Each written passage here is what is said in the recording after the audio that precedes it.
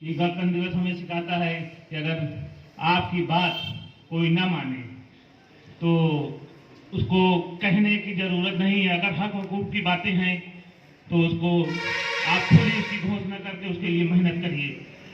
लाहौर अधिवेशन में जब हिंदुस्तान को आज़ाद करने की बात करी जा रही थी तो ब्रिटिश जो हुकूमत थी वो हिंदुस्तान को अपनी बेड़ियों से आज़ाद करने के लिए बहुत ही आनाकानी का माहौल बना हुआ था।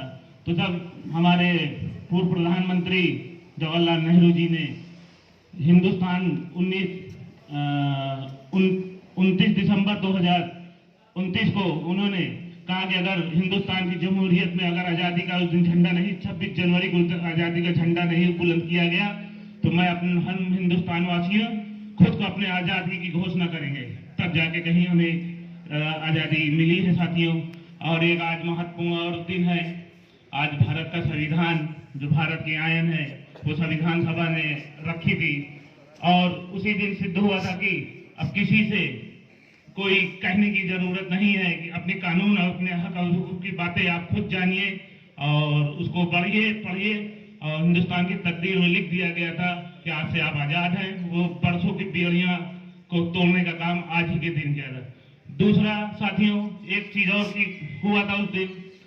तीसरा इस दिन और हुआ था कि उस दिन सिद्ध करा हो गया था कि अब रानी के पेट से राजा का जन्म नहीं होगा। उस दिन लोकतंत्र के दिन पहले प्रधान राष्ट्रपति का चुनाव हुआ था जो हमारे राष्ट्रपति चुने गए थे। साथियों, इसी के साथ दो लाइन मैं कहूंगा, अगर यहाँ से कुछ जो पैगाम नहीं गया हिंदुस्तान के लिए, अपने लिए, कौम के लिए, सबके लिए, तो मैं कहूंगा दो लाइन है हमारी।